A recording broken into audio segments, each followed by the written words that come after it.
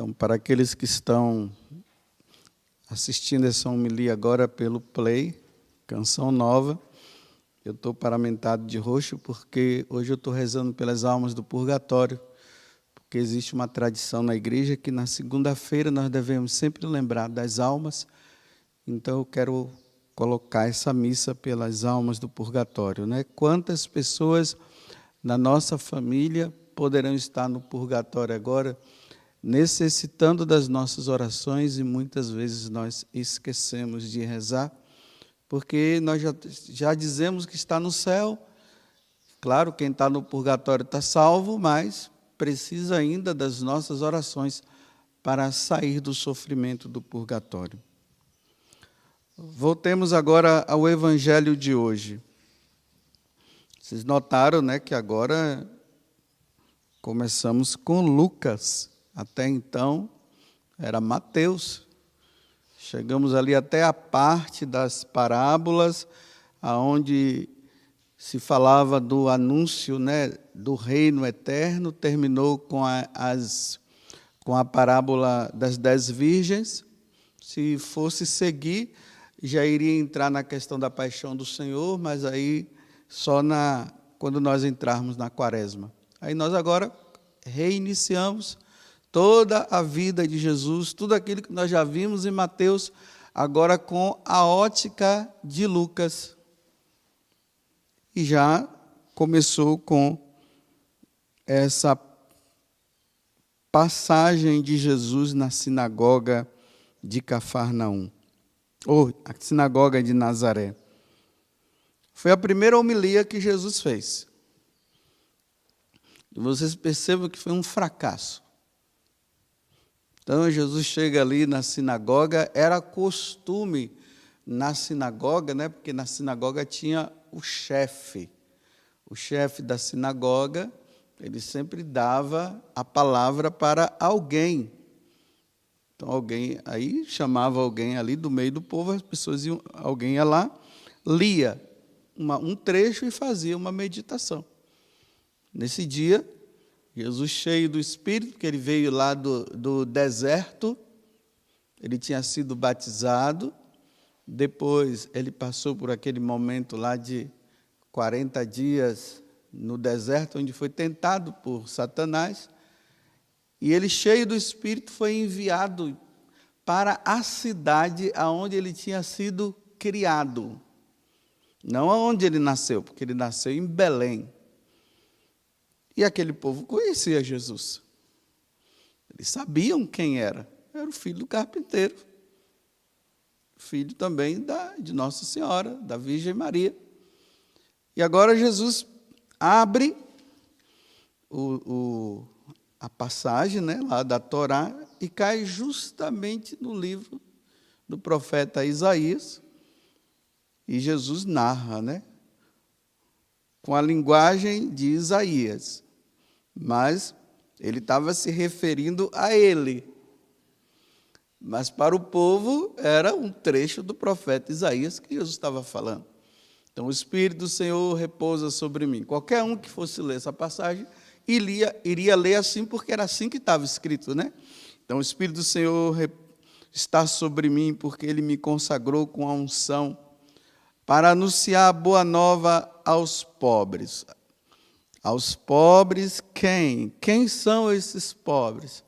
Aqueles pobres de Deus, que vivem numa miséria de Deus, ou seja, não conhecem a Deus, não querem saber de Deus. Então, é esses pobres que ele vai anunciar a boa nova de conversão. Enviou para proclamar a libertação aos cativos. Quem são os cativos? Aqueles que Satanás escravizou, que estão escravos de Satanás. Então, agora ele vem para libertar essas pessoas escravas de Satanás, para libertar os oprimidos. Quantas pessoas oprimidas pelo jugo também de Satanás. E para proclamar um ano da graça do Senhor. Que ano da graça é esse? É o ano em que Deus está dando a chance para que todos nós possamos nos voltar para Ele. Merecíamos a condenação e agora Deus está nos dando essa graça do retorno. Isso aqui acontecia no Antigo Testamento, né? Uma vez por ano era chamado o dia da remissão, da redenção. Todos aqueles que tinham dívidas, que tinham alguma coisa, alguma conta a pagar, problemas, naquele dia acontecia uma anistia, todo mundo estaria livre, até os escravos eram soltos, tudo isso. Então agora Jesus está dizendo, olha, aqueles que estão com dívida, que estão com questões com Deus, eu vim agora para dar esse ano de libertação, é o tempo da graça, é o tempo da redenção. Tá certo. O problema foi quando Jesus falou assim, hoje esse oráculo acabou de se realizar. Ele está dizendo, sou eu. Eu sou a pessoa que vim agora libertar vocês. Aí o povo fechou o coração e começou a dizer, esse homem é um doido. O carpinteiro, o filho do carpinteiro agora está dizendo que você é isso? Aí eles começam a dizer assim, não, isso não, mas nós queremos que você faça os milagres. Faz os milagres que você anda fazendo por aí. Nós queremos milagre. Agora, que você é o libertador, que você veio para... Não, isso não. Nós queremos milagres. Aí Jesus se entristece, né? Faz essas duas comparações de Naamã e também da viúva. E na maior tristeza, Jesus diz, realmente, um profeta não é aceito na sua própria cidade. E aí o pessoal quer matá-lo. E lá em Nazaré tem esse precipício, né? Onde queriam jogá-lo. E ele passa e vai em frente. Aqui, meus irmãos, nós vivemos um grande drama nos tempos de hoje também. As pessoas, elas vão em busca de Jesus para que sejam realizadas curas, para que seus problemas eles sejam resolvidos, como eu sempre falo aqui brincando, né? As contas a pagar, que não está conseguindo. Então, vão atrás de Jesus para isso. Mas na hora que Jesus toca na ferida de mudança de vida, de largar o pecado, para que haja salvação, isso não. Isso não. Não entra na nossa vida, não. E aí nós encontramos, né? Pregadores que se utilizam da palavra de Deus apenas para proclamar curas e curas das pessoas, mas em nenhum momento fala que elas precisam mudar de vida. Que elas precisam largar com o pecado, que elas não podem viver escravas de Satanás. Aí quando toca nesse assunto, isso não. Nós queremos curas e curas. E eu repito, aí tem aqueles pregadores que agradam, eles só falam disso, aí dão testemunho de pessoas que foram curadas disso e curadas daquilo, mas não tocam no assunto da questão do aborto, que é não matar, que não se pode matar nenhuma criança no ventre de uma mãe, como não se pode matar uma pessoa já nascida, isso não toca nesse assunto, porque diz que isso é polêmico. Não toquem em assuntos polêmicos. Ou seja, não toque em assuntos que salva, que liberta. Não, Jesus, fale de Jesus. Mas falar de Jesus é assim, Jesus está te curando da dor de cabeça, Jesus está te curando da dor de barriga, Jesus está curando você disso. Olha, aqui tem uma pessoa que está com esse problema e Jesus agora acabou de tirar você desse problema. Mas o evangelho que salva, não. Falar de questões que as pessoas precisam se livrar desse pecado de homens, vivendo com homens.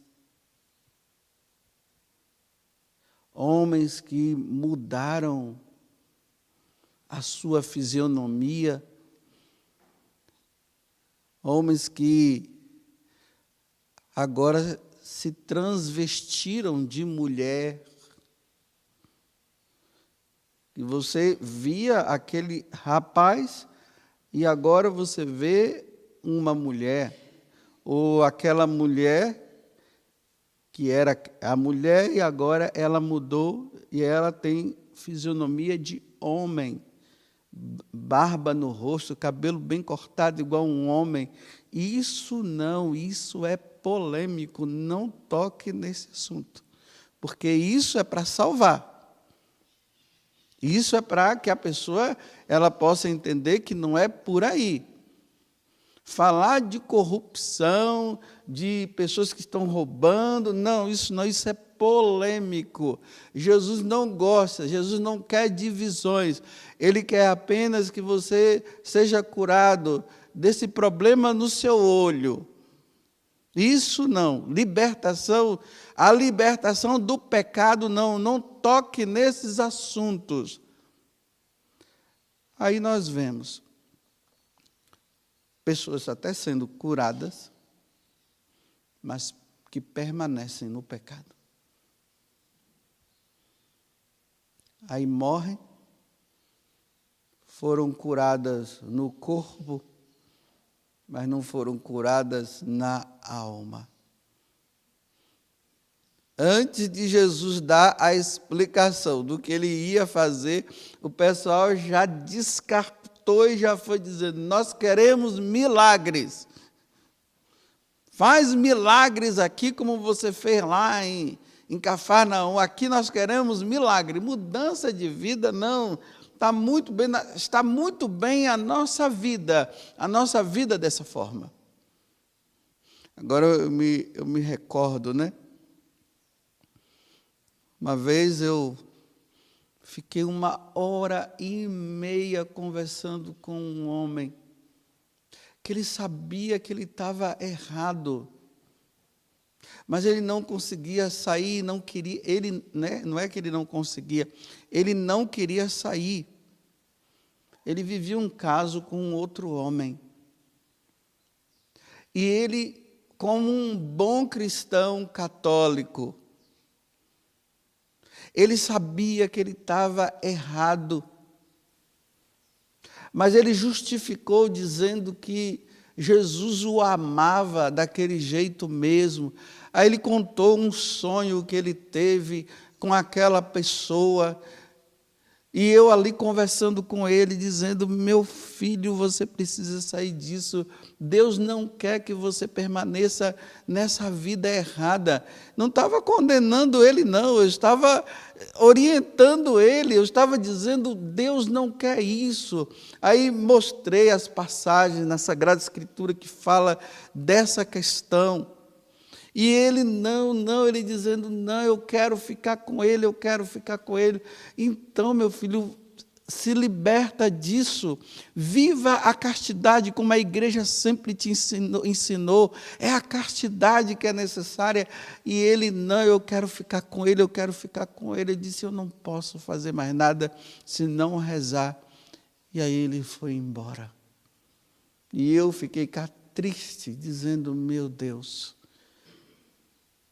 e se ficar nessa condição? E se morrer nessa condição? O que será da vida desse homem? Foi embora. Ele disse que ele ia permanecer com aquilo, naquela situação. Difícil. É difícil. Quando Satanás, ele segura, se a pessoa não tiver abertura de coração, ela vai viver nessa vida. Se o coração de Jesus sofre por causa disso, se o coração da Virgem Maria sofre por causa disso, a igreja sangra por causa disso,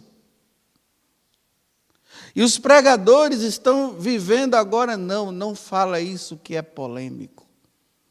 Não salva, não. Eles não precisam de libertação, porque Deus é amor, Deus não vai levar em conta isso. A única coisa que Deus quer é porque Ele está com um problema financeiro. Então, vamos pedir a Deus para dar para ele um emprego, porque o que ele precisa é de emprego e salvação, meus irmãos. É duro saber que na nossa família tem pessoas vivendo essa situação. É duro nós sabermos que tem na nossa família pessoas que estão vivendo no mundo das drogas. É duro nós vermos, enxergarmos que na nossa vida, na nossa família tem pessoas vivendo problemas dentro do casamento que precisa ser resolvido e não resolvem. É duro nós vermos isso. E nós nos depararmos com Deus dizendo que não é assim que se deve viver. E nós vemos os nossos parentes vivendo assim. E aí nós entramos numa consolação interior para dizer o seguinte: mas Deus os ama. Sim, Deus os ama. Mas quando é que eles vão mostrar que amam a Deus saindo dessa situação? Não toquem nesse assunto que é polêmico. Vamos preservar aquele pregador, né, porque ele falou isso, então vamos preservá-lo, porque para ele não ser condenado, e assim por diante, para não ser processado. E o número dos perdidos vão aumentando, porque as pessoas não ouvem o evangelho da salvação. Imagine um grande pastor aí evangélico, que na igreja dele entra multidões.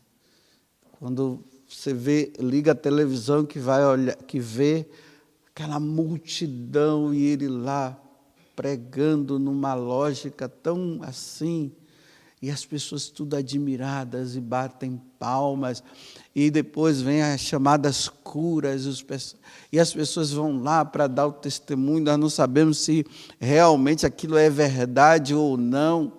Muitas vezes se percebe que não é verdade, paga para determinadas pessoas irem lá, e aí faz aquele show de curas e de milagre, e todo mundo fica admirado. Aí ele chega e fala assim, em uma das suas pregações, né, que ele é a favor do aborto. Eu sou a favor do aborto. Como é que um pregador de nosso Senhor Jesus Cristo, onde Deus diz, não matarás, ele diz que ele é a favor do aborto?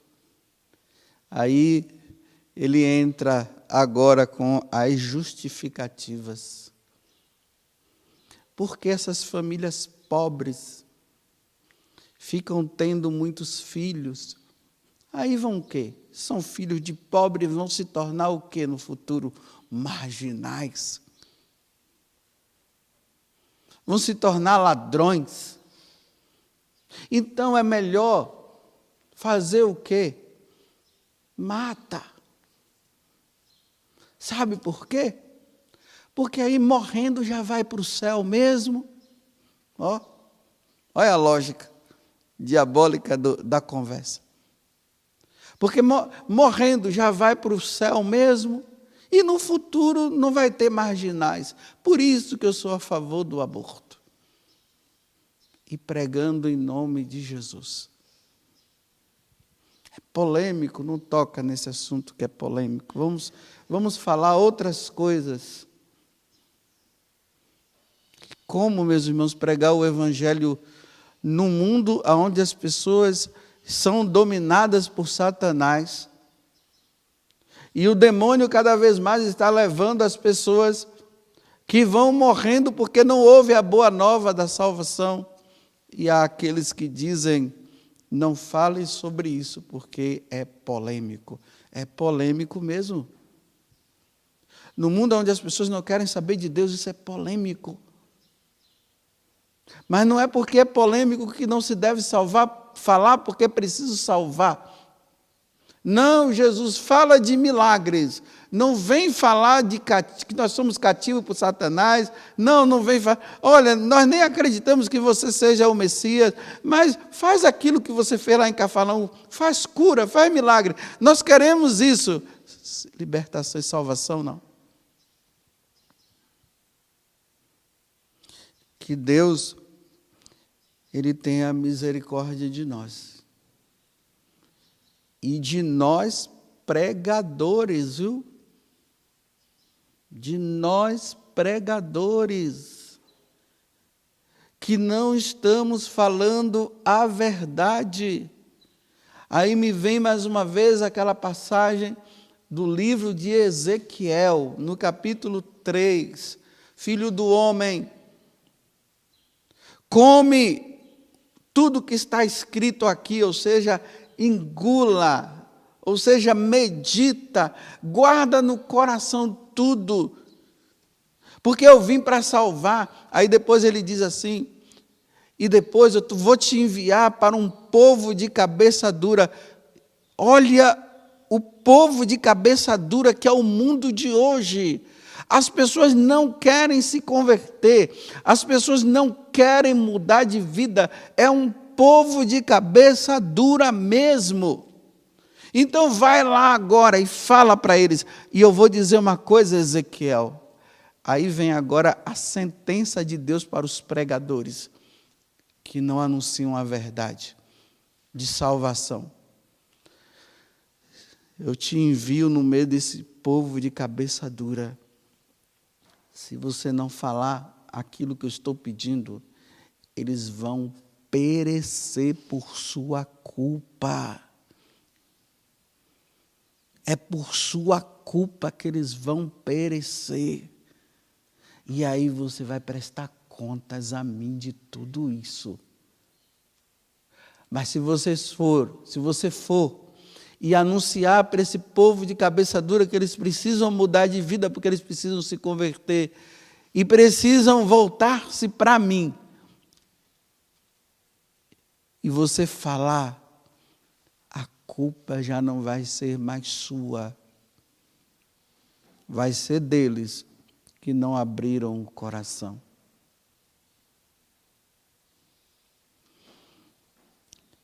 E quiseram jogar Jesus no precipício, porque Jesus veio fazer com que os cegos que não conseguem enxergar Deus, eles passem a enxergar.